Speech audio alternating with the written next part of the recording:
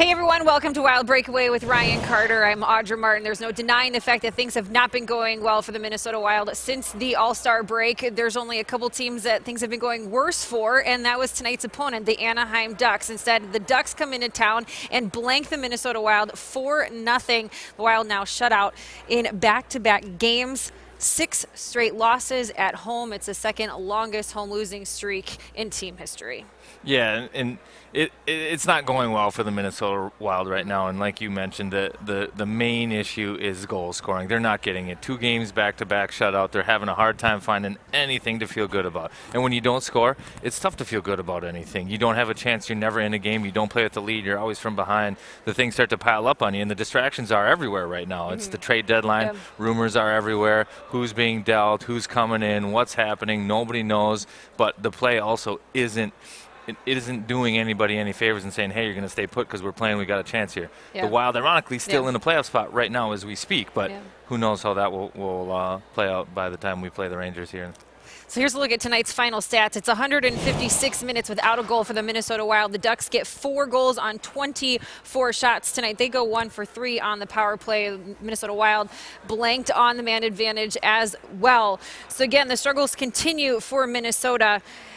And now they will take to the road to take on the New York Rangers Thursday night.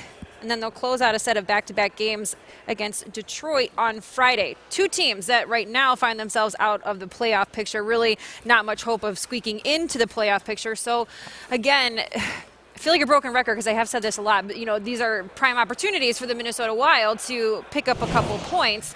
But it's just a matter of, like you said, getting the offense going and really trying to put together a full 60-minute effort and finding some confidence again out there on the ice.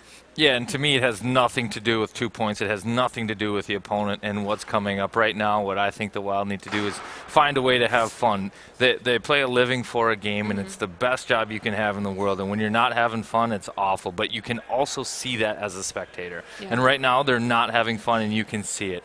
That it's almost like they don't believe in themselves. And I think to get back to that spot, to find their confidence, they need to find a way to have fun. And maybe it's getting on the road and hanging out as a team. I don't know the answers right now, but I think the Wild need to have fun, and they need to remember that they're playing a game for a living and that we're supposed to be doing this and having fun and enjoying it. Well, they will certainly have fun, I would hope, playing in Madison Square Garden. It's a great place to play, one of the most famous arenas for hockey, so there's a good chance or a good place to get back in the win column is going to come hopefully Thursday night for the Minnesota Wild. We look forward to seeing you then. For Ryan Carter, I'm Audra Martin. Thanks for joining us on Wild Breakaway.